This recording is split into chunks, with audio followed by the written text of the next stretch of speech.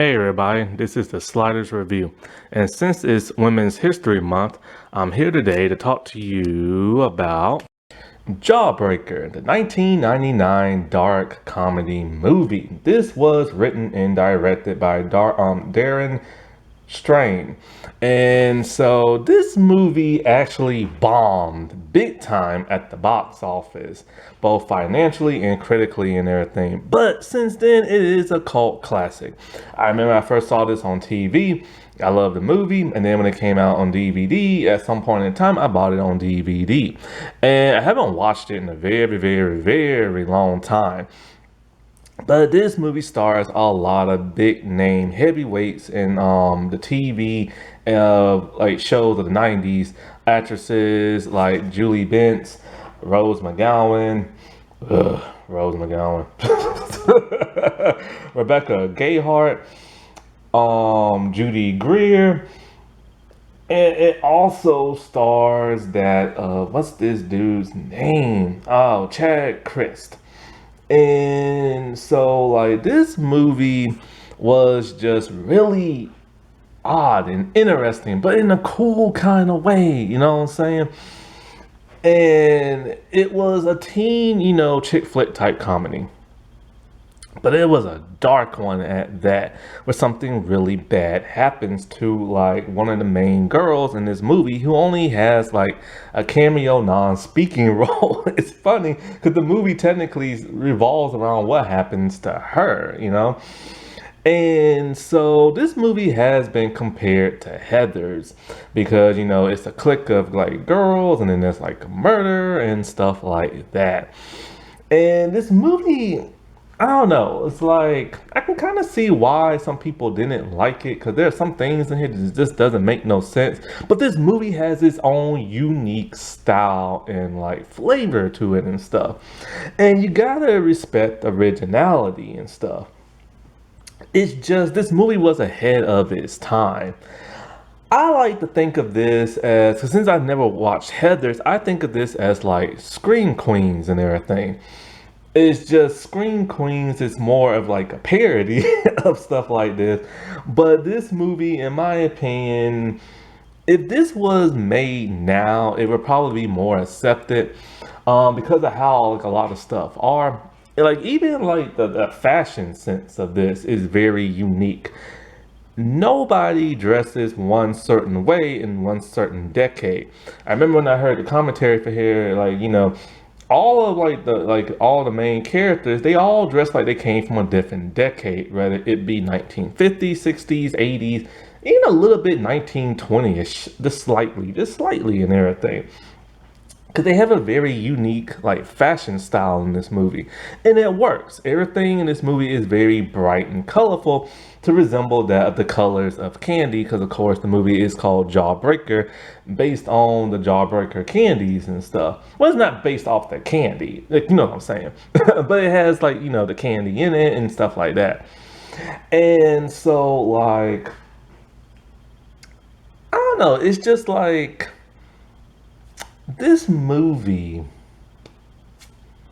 you feel like you've seen it before, but it's like in a different type of movie and different cast. It's a feel-good movie and everything. It's a fun kind of movie, You can sit back, you can watch it, you can have some laughs, but there is some bizarre, like, odd stuff in it that just makes you kind of wonder, makes you kind of go, you know what I'm saying?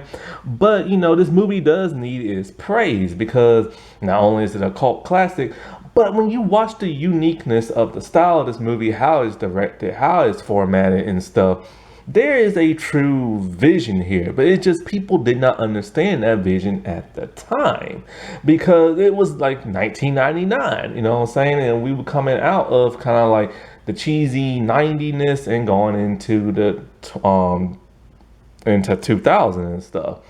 And it's just things in 2000 were more serious, kind of melodramatic. People was mostly used to like things like Dawson's Creek. very WBCW type stuff. You know what I'm saying? Where your teen dramas were just teen dramas and everything. And they were mellow, they were dramatic and stuff like that. But then you get this movie that takes the dramaticness and the mellowness and they crank it up with this weird satire and all these bright colors and weird imagery and stuff like that. And sometimes it feels like you're high watching this movie. Which I don't know if that was the point, the intention, or what. But it does make you wonder, even though the style and everything is unique and it should be praised for that, it does take away and make you a bit confused. Like when you watch this movie and you see the way people are dressed, you're just kind of like, well, what decade era is this like in? You know what I'm saying? And this is something that's been duplicated many times before. Superman Returns, you watch that movie and you see people dressed very like old fashioned like, but then you see smartphones and cell phones and stuff. And then you watch the show Riverdale is a great example. You literally have no idea what year they're in and stuff. Everybody's dressed a certain way, like old fashioned style, but then you see this technology and it's just kind of like, even they even do it in the chilling adventures of Sabrina and stuff, where it's like, you think you're in the 1960s with the way everything looks, but then you see cell phones and laptops and music playing, and it's just kind of like, huh? And so every once in a while, you will see an artist do this style. Now, what's ironic about all those examples I gave you, every single last man is gay. And so I don't know if that's just something that like they came up with or copy off another, or is it just something within the community that kind of like, have that nostalgia look and feel, but in a modern day setting. In a way, it's a very unique one and everything. It hasn't been duplicated much outside of like those three that I know of and stuff. But like, it's one of those things that is jarring when you see it at first because it makes you confused throughout the entire setting of like the thing. Like, what year is this set in? And so like this movie revolves around a clique of girls that decided to pull a prank on one of the most popular girls at school. Now, they're all part of this popular clique, right? I don't know exactly who was the ringleader before this one girl died. Maybe it was Courtney Shea, maybe it wasn't. I'm not really sure.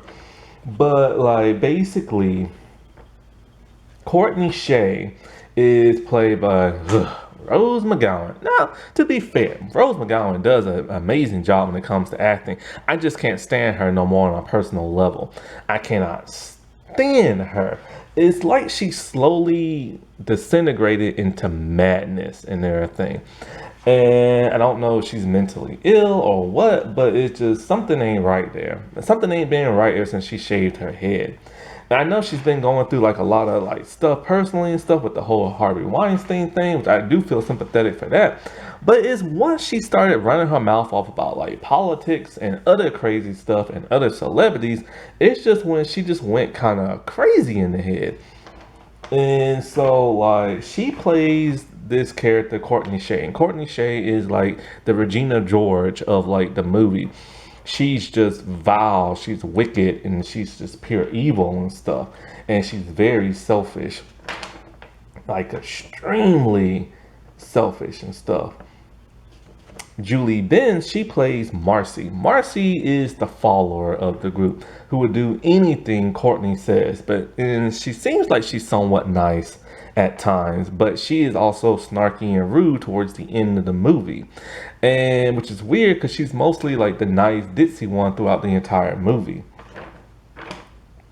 Now, Rebecca Gayheart, she plays Julie. Julie is also part of the group, but she's the nice, sensible one in the head. When like something bad happens, she's the one who wants to go to the police, but Courtney will not allow it and stuff. Eventually, they turn on Julie and everything. And so basically what it is that these three girls decide to pull a prank on another girl. And the other girl is named Liz Fur. Liz Fur is supposed to be one of the most popular, beautiful looking girls at that school. And she's played by Charlotte.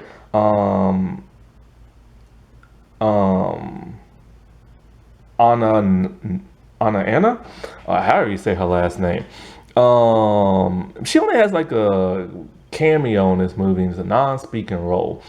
And so basically it's her birthday, like her 16th birthday, and they pull a prank. They put like ski mask on or whatever, and they kidnap her. They put her in the trunk of a car, and Courtney shoves a giant jawbreaker in her mouth to gag her.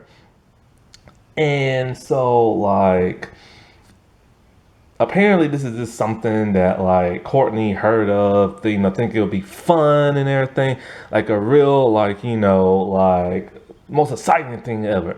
And so they're in their car, they're having fun, they're ditching school, and they go into like I guess like a cafe or something like that. And when they open the trunk, they realize something. The giant jawbreaker is stuck in her throat. She gagged on it and suffocated and died. Yeah, never do that. Never do that. So the girls are all scared and freaked out, but Courtney's kind of like, it was just supposed to be a prank and everything. Like, she doesn't really seem that scared, but she's only scared for her future because she doesn't want to go to jail. And so with Julie wanting to go to like the police and stuff, you know, Courtney, like I said, will not allow it, while Marcy is just like freaking out. So they're all like, it was an accident, but nobody will believe it. So Courtney starts coming up with all this like, like, um, she's just coming up with all these excuses to what could have happened to her and everything like that, and how they're gonna fake it. So they have like Marcy pretend like, oh, she pretends to be the mother and everything, calling into the school talking about like, oh, Liz is like sick and everything, can one of her friends like bring her homework home and crap like that. Like basically there are now accessories to murder, an accidental murder, and they're trying to cover it up every way they can. And so one of the things they gave her was like a card, and you press the button, it records your voice and it, stuff like that. And it's one of those audio type cards. And so they had no idea what they're gonna do with her. But then Courtney comes up with the idea of maybe she was sexually assaulted, and the sexual assaulter killed her and stuff. But then they're all like, well, how the heck are we gonna get the jawbreaker out of her throat? And so Marcy's all like, oh, I have like an eye. I don't know. I don't do makeup. One of those eye clamp curly thingies, whatever they call it. I ain't no girl. I don't know. It's supposed to roll your eyelashes up or something like that. So they go back to her house and they put her in bed and they make it look like she was like assaulted and everything. But there's a huge, huge, huge problem. See, a girl named Fern Mayo, who's like the dorky, nerdy looking girl, very shy, very timid, played by Judy Greer and everything. She is the one who sent like, the homework assignment home. And she is madly in love with that of like, Liz Fur. Like she's obsessed with her and everything. Like she idolizes her. Well, she comes into her house and sees that the door is open. And she sees the girls messing with the dead body, trying to spread the legs and everything like that. Freaked out, she tries to run away. And so Julie trying to get like Fern out of there, but Courtney again will not allow it. Basically, Courtney comes up with the idea of keep your mouth shut and I'll make you the most popular girl in school. And so that entices Fern because she's such a nerd and everything. And you can probably guess what happens. A makeover here and boom, now she's like this fabulous looking girl who dresses in all these like, fancy clothes and all this. And even Courtney has renamed her into Violet. And so because of this, Julie gets pushed out of the group as Fern's popularity grows and everything. And once Julie gets kicked out of the group, you can tell her style of like fashion has changed. She dresses more down. She dresses in more muted clothes. She's no longer part of that popular like clique, and she no longer dresses in the colorful, fancy kind of way. And it's really interesting how she fell down the social ladder. And not only that, but it's almost like she was cleansed of all that fakeness that she was part of, And so, what is it? She befriends this one theater major dude named Jack. And it's the only person she can be friends with because the entire school just will like shun her and stuff because of Courtney's like doing. Well, Fern becomes too big for her britches and she's more popular than that of Courtney. Courtney does not like it. And Fern, now Violet, even bought herself like a fancy car and all this other stuff. Courtney is so fierce she threatens to ruin that of like, Violet and everything. Courtney will not take this lying down. Like Courtney even went as far as to find a complete stranger, clickety clacked with him, used his semen and put it near like Liz fur to pretend like he assaulted Liz and everything. Now the stranger is played by Marilyn Manson, which at that time was dating Rose McGowan, and Manson is disgusting himself, especially if he did what that one actress said he did to her and stuff. That man is just strange. I don't get him. And so like because of this, now they're out the clear and everything. But Courtney cannot take Fern no more. So she decides to let the entire school know who she is. That Violet is really Fern Mayo. Now, Julie already told Jack who Violet is. Now, what this part don't make no sense in the movie. I can buy everything else. I can buy the fact that they pranked this girl. She choked on a jawbreaker. They covered up her murder. And I can buy all of that. What I can't buy is that how nobody in school knew who Violet was. Like, she literally disappeared out of nowhere. And there's no transfer records. The adults that work at the school didn't be like, hey, where's your transfer papers? Who are your parents? Where you live at? They didn't even check to see she lived in the same home as Fern. None of that made no sense, and I wish that part of the movie would have been explained a bit better.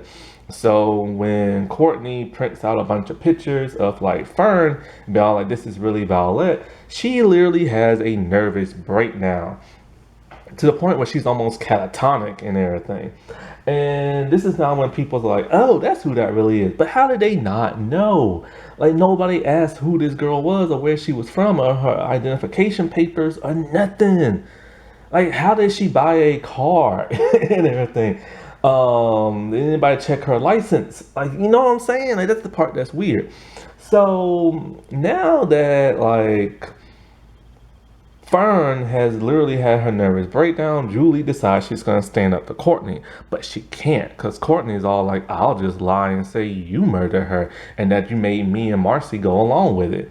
And so Julie is screwed and everything. And so it makes you wonder how exactly they're gonna get out of this. Well, that birthday card. See, Julie was playing with it as they was like, dismembering and, setting up like Liz's body in the bed and everything. And you hear Courtney talking about, I killed her. I killed the teen dream. I killed like Liz Fur. So her voice is completely on the thing. Well, instead of going to the police like a normal person would, it's a movie, so they try to come up with a catchier way to catch her.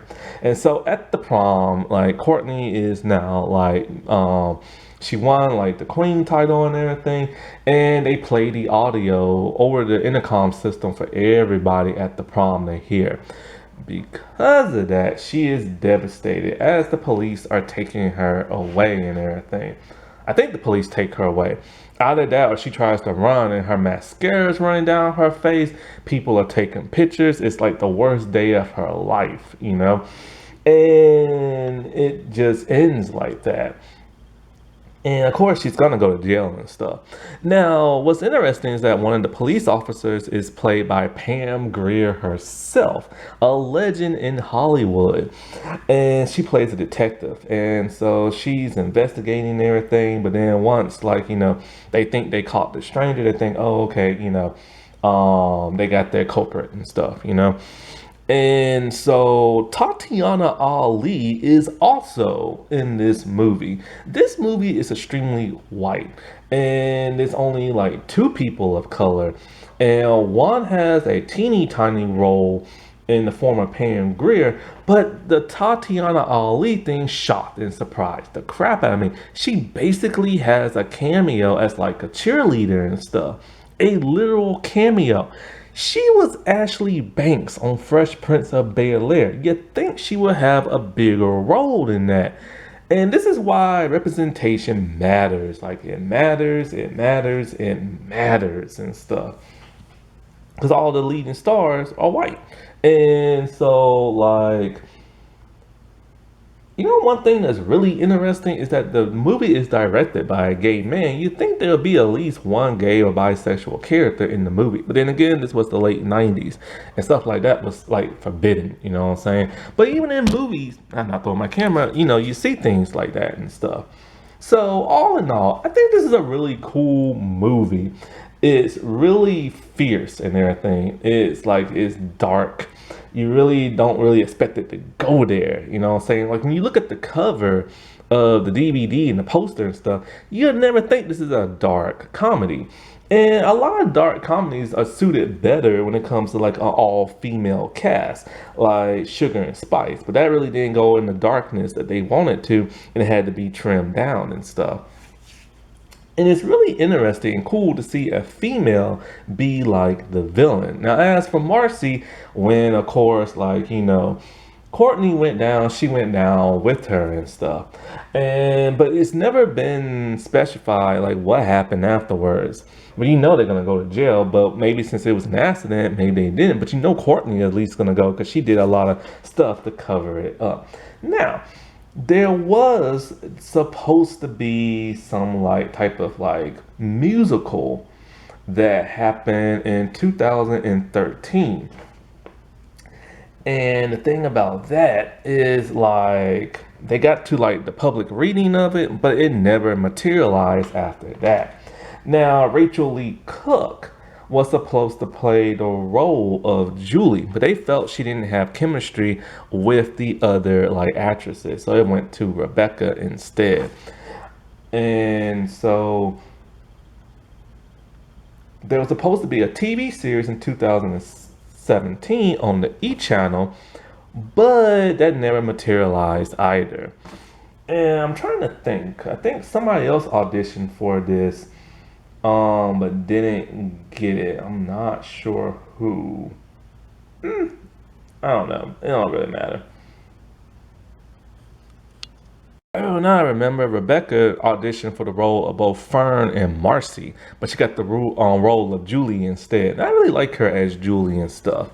I almost didn't recognize her because her hair is not curly, because she normally has curly hair and a lot of stuff she does. Sometimes she has straight hair. She was the killer in Urban Legend and stuff, and so I'm just used to seeing her with curly hair and not straight hair. Happy Women's History Month, everybody. All right, I'll talk to you later. Bye.